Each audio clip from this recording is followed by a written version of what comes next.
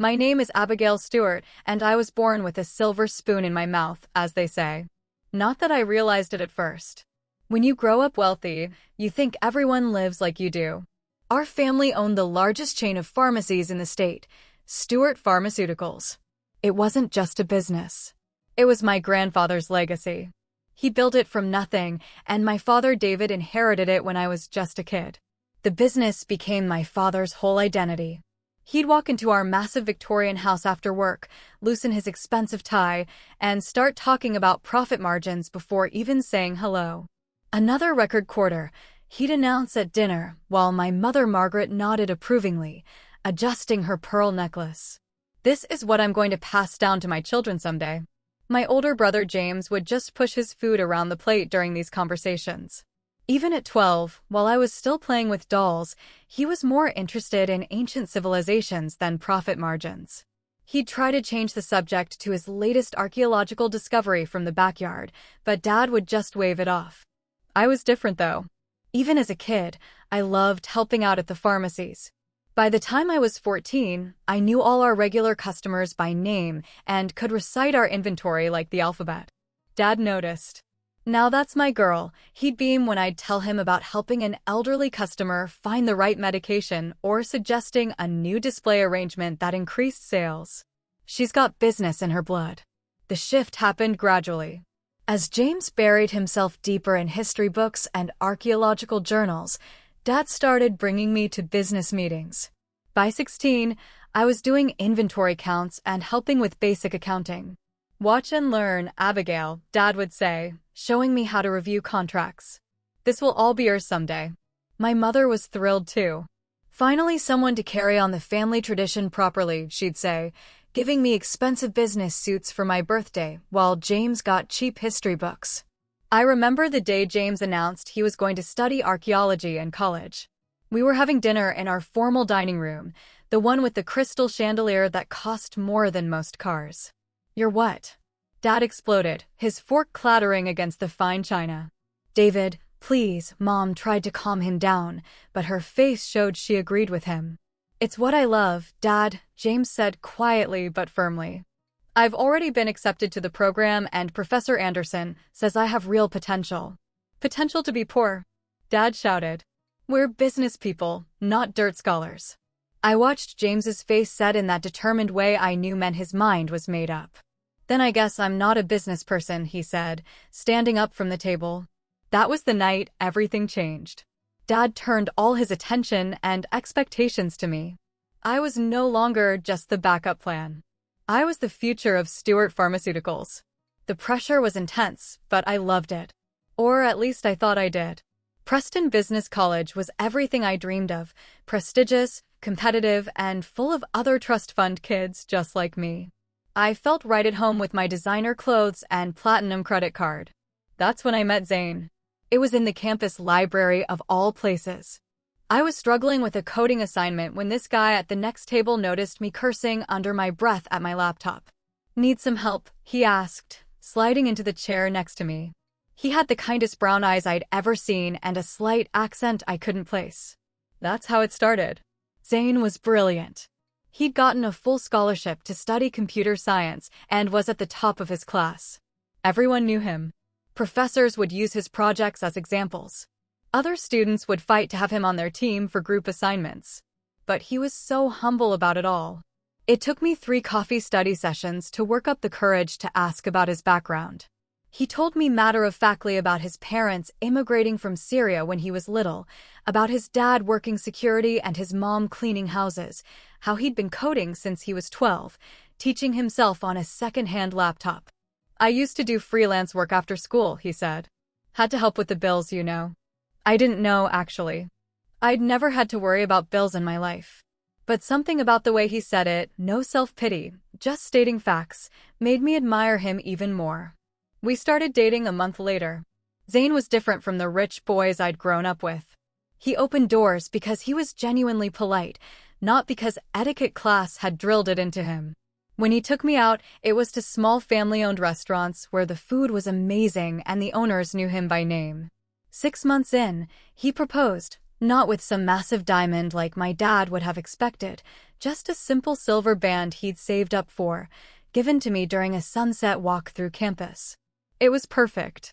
Dad was thrilled when I told him I was engaged. At first, he immediately planned this huge family dinner to meet my fiancé, inviting all our relatives. I could practically hear him imagining some heir to a Fortune 500 company. The moment we walked into our massive dining room, I knew I was wrong. I watched my family's faces change like someone had flipped a switch from eager smiles to barely concealed sneers. My Aunt Patricia actually clutched her pearls. Mom's champagne glass froze halfway to her mouth. The silence was deafening until Dad cleared his throat. The sound echoed through our massive dining room like a gunshot. I could feel Zane's hand tense in mine under the table. "So, young man," Dad said in that condescending tone he usually reserved for his employees, drawing out each word like he was speaking to a child. "Tell us about your background. Where exactly are you from?" Zane sat up straighter, maintaining his dignity despite the hostile atmosphere. I admired how he kept his voice steady and respectful. "My parents immigrated from Syria when I was young, sir. We've been here since I was 6. And what do your parents do?" Dad pressed, his lip curling slightly. The crystal chandelier above us cast harsh shadows across his face, making him look almost sinister. "My father works as a security guard at Atlantic Corp, and my mother works as a cleaner," Zane answered honestly. His voice remained firm and proud. "I've worked part-time jobs since I was old enough to help support them, but I was fortunate to earn a full scholarship to Preston." My mother practically choked on her wine and grabbed her water glass, taking desperate gulps. The pearls around her neck trembled with each swallow. Aunt Patricia and Uncle George exchanged meaningful looks while Cousin Rebecca actually snickered behind her manicured hand. Dad's face was getting redder by the second. The vein in his forehead, the one that only appeared when he was truly angry, began to pulse. "Well," he said, pushing his plate away with such force that the expensive china rattled. "I hope you understand, young man, that my Abigail is accustomed to a certain lifestyle. She's never wanted for anything. How exactly do you plan to provide for her?" Before I could jump in, Zane responded calmly, his composure a stark contrast to my father's growing anger. "I'm already successfully trading in cryptocurrency markets, Mr. Stewart. I built a substantial portfolio, and I'm developing plans for my own tech startup." "Cryptocurrency?" Dad interrupted with a harsh laugh that echoed off the mahogany-paneled walls. "You mean like what that scammer sold to Aunt Martha? The one who cleaned out her savings account?" His voice dripped with contempt. "Dad, that's completely different," I tried to explain, my heart pounding. "Zane's actually incredibly knowledgeable about blockchain technology. He's even been asked to speak at tech conferences." "Enough." Dad slammed his hand on the table, making the crystal glasses rattle and the silverware jump. The sound made everyone at the table flinch except Zane. "I know a con man when I see one.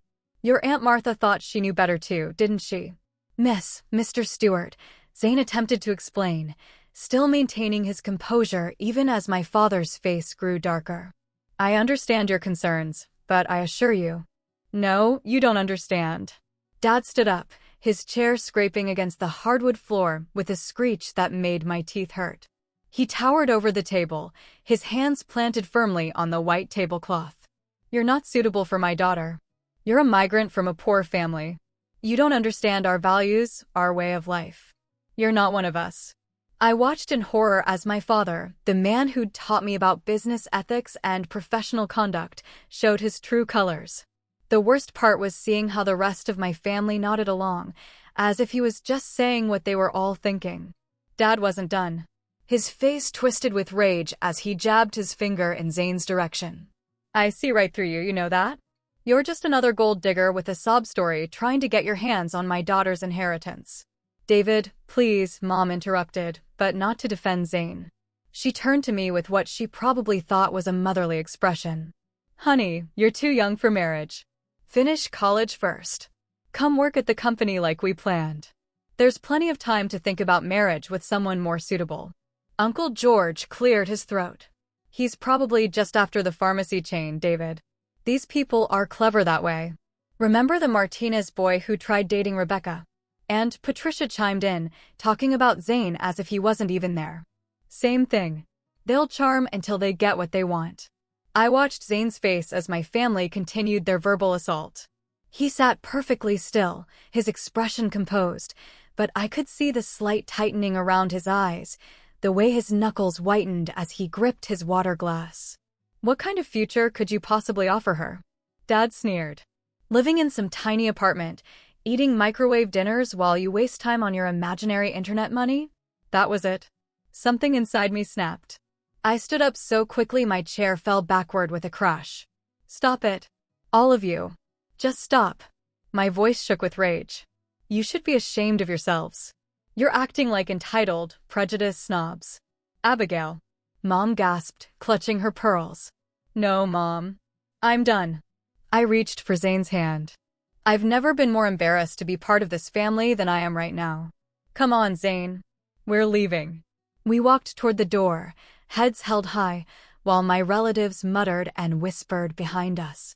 Dad's voice boomed through the foyer as we reached for our coats. You walk out that door with him, Abigail, and you'll regret it. Do you hear me? After everything we've invested in you, all the money we spent on your education, your future, you owe us. I turned back one last time, meeting his furious gaze. The only thing I owe you is the courtesy of walking out instead of telling you exactly what I think of you right now. I heard him shouting about debts and obligations as we walked to Zane's car, but I didn't look back. Some debts, I was learning, weren't worth paying. A year flew by like a dream. Zane and I finished college, him with highest honors in computer science, me with my business degree. We'd moved into a modest apartment, and despite my family's dire predictions, we were happy. So when Zane suggested we stop waiting and get married that summer, I didn't hesitate. I spent hours crafting the perfect wedding announcement for social media. I posted a beautiful engagement photo of us with a heartfelt message about love transcending boundaries. The responses started rolling in almost immediately, not congratulations attacks. Cousin Rebecca, I can't believe you're still with that fortune hunter. Count me out. Aunt Patricia, your poor parents must be so disappointed. We raised you better than this. Uncle George, no self-respecting Stewart would attend this travesty. My phone kept buzzing with notifications, each one more cruel than the last. I finally had to turn it off when my mother's comment appeared. You're making the biggest mistake of your life. Don't expect us there. I cried for hours that night while Zane held me and whispered that we could postpone, that maybe they just needed more time. But I was done waiting for my family to change. No, I said, wiping my eyes. We're getting married, with or without them. I didn't expect James to come. My brother was in the middle of an important dig in Egypt, something about a previously undiscovered tomb. But 2 days before the wedding, he showed up at our apartment door, covered in desert dust and grinning. You think I'd miss my little sister's wedding, he said, pulling me into a bear hug. Besides, someone's got to walk you down the aisle. The wedding was small but beautiful. We held it in a garden with fairy lights twinkling in the trees. Zane's family filled one side of the aisle, warm, welcoming people who had embraced me as their own from day one. My side was painfully empty, save for James and a couple of distant cousins who had dared to defy the family boycott. A year passed. Zane's tech career was taking off, and I'd started my own small business consultancy. We were building our life together, brick by brick, without any help from the Stewart fortune. Then the invitation came. Your presence is requested at the 60th birthday celebration of David Stewart. My hand shook as I read it. After all this time, were they finally ready to make peace? I showed it to Zane, who squeezed my hand. It's your call, love, he said softly. But whatever you decide, we face it together. The night of the party, we dressed our best. I spent hours picking the perfect gift, a rare first edition of my father's favorite business book, something that showed I still remembered, still cared. We walked into that familiar house, my heart pounding with nervous anticipation. The room fell silent when we entered, just like that first dinner. But I pushed ahead. With trembling hands, I presented the carefully wrapped package to my father. He didn't even look at it, just picked it up and tossed it aside like it was garbage. The beautiful paper crinkled as it landed among the other gifts. The dinner started like a perfectly choreographed show of cruelty. Every question, Every comment was designed to wound. I watched in horror as my family took turns trying to break my husband's spirit. So, Uncle George drawled, swirling his expensive wine. Still playing with your internet money, or have you found a real job yet? Before Zane could answer, Aunt Patricia chimed in. Dear, do you know which fork to use for the salad? She giggled, nudging my cousin Rebecca. These fancy dinners must be quite different from what you're used to. That's quite a simple suit you're wearing, my mother observed with a smirk. I suppose designer labels aren't in your budget. I wonder, cousin Rebecca piped up. Have you ever even eaten truffle before tonight? They're quite expensive, you know. I watched Zane's face remain perfectly composed even as they treated him like some sort of circus attraction. He built a successful life from nothing, earned every bit of respect he had in the tech world, and here they were acting like he was beneath them because he didn't inherit his success.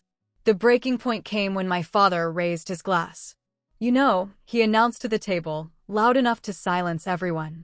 I always wondered what would happen to my daughter if she married beneath her station.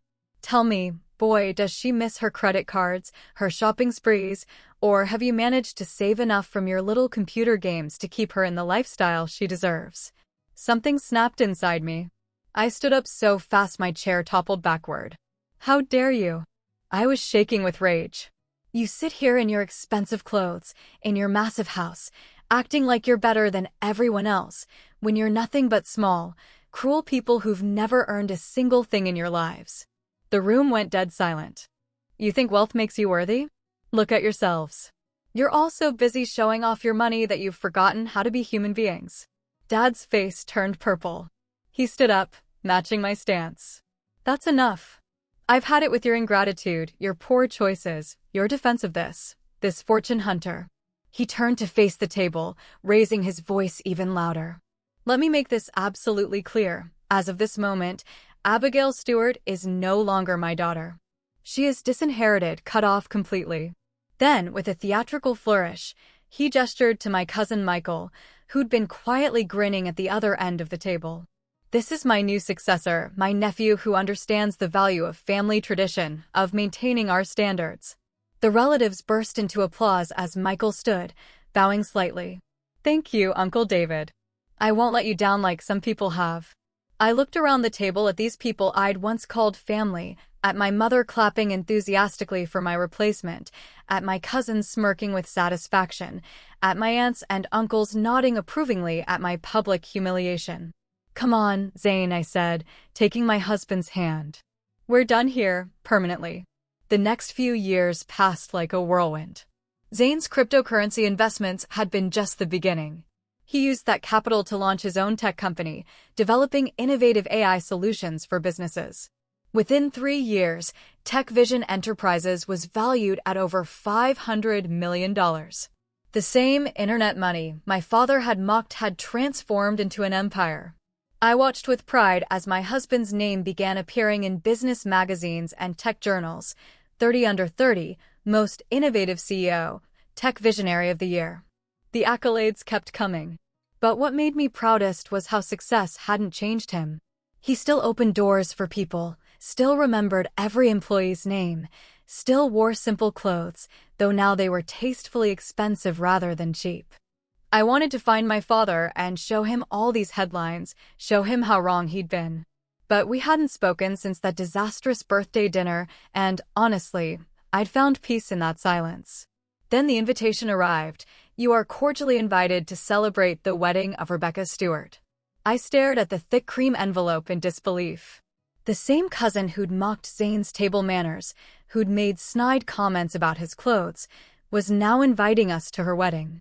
Look what came in the mail, I said to Zane that evening, holding up the invitation. He read it carefully, then looked at me with those kind eyes I'd fallen in love with years ago. Maybe we should go. In my culture, we believe family is sacred even when they hurt us. So there we were, walking into the grand ballroom of the Ritz-Carlton, where Rebecca's wedding was being held. The reaction was unexpected. Oh my God, is that Zane Hassan, the TechVision CEO?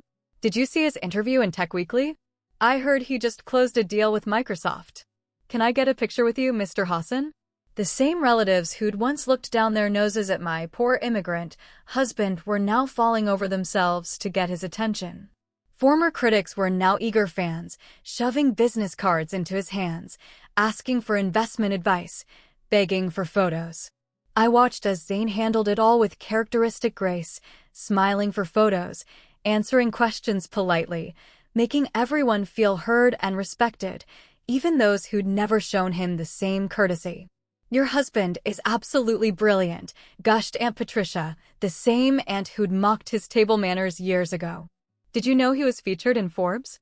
I just smiled, thinking how funny life can be. The fortune hunter they'd accused him of being had built his own fortune, bigger than anything the Stewarts had ever imagined. But unlike them, he wore his success with humility and kindness. I should have known something was off when my parents made a beeline for our table. Mom was wearing her most ingratiating smile, the one she usually reserved for wealthy potential investors, while Dad had plastered on his best business face. "Darling," Mom cooed, air-kissing my cheeks. "And Zayn, we've been following your incredible success in the news. So proud to call you family." I couldn't help myself.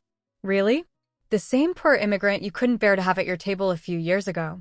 They flinched but recovered quickly.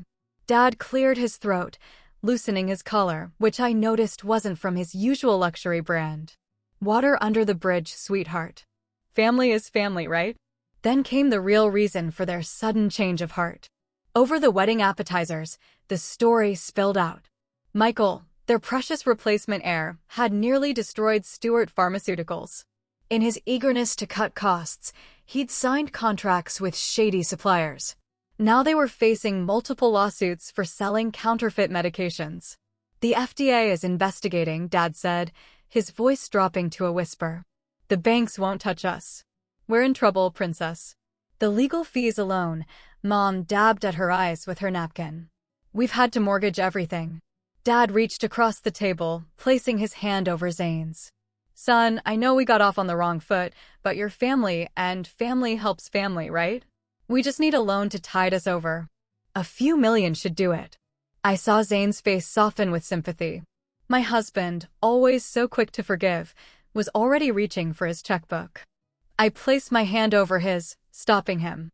"Family helps family," I repeated, my voice ice cold. "Funny, I remember you specifically saying we weren't family anymore. In fact, didn't you disown me twice now?" "Abigail," Dad's voice took on that warning tone from my childhood. "After everything we've done for you. You taught me some valuable lessons, Dad." I cut him off. "Like how not to give money to strangers. Isn't that what you always said?" His face turned that familiar shade of purple. "You ungrateful little." "And about keeping high standards," I continued, my voice carrying just as the wedding DJ asked everyone to raise their glasses to the happy couple. "So I'm sorry, but I don't associate with people who sell fake medications to sick people just to save a buck." Dad exploded, jumping to his feet. "How dare you? After everything I've done for you, I raised you, educated you. And disowned me," I finished, standing calmly. "Twice.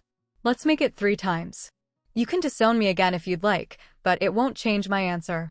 Taking Zayn's hand, we walked out of the reception, my father's curses following us just like they had years ago. Only this time, I was smiling. That was 3 years ago. James keeps me updated on family news, not that I ask. The mighty Stewart Pharmaceuticals went bankrupt. The mansion where I grew up was sold at auction. Dad and Mom downsized to a condo, selling their luxury cars and Mom's precious jewelry to pay legal fees. Sometimes I think about that dinner years ago when Dad called Zayn a fortune hunter. Life has a funny way of showing us who people really are. My poor immigrant husband built an empire through hard work and integrity, while my respectable family lost everything through greed and shortcuts. But you know what I learned? That real wealth isn't about money at all. It's about having people in your life who stand by you when it matters, who lift you up instead of tearing you down. By that measure, I'm the richest woman in the world.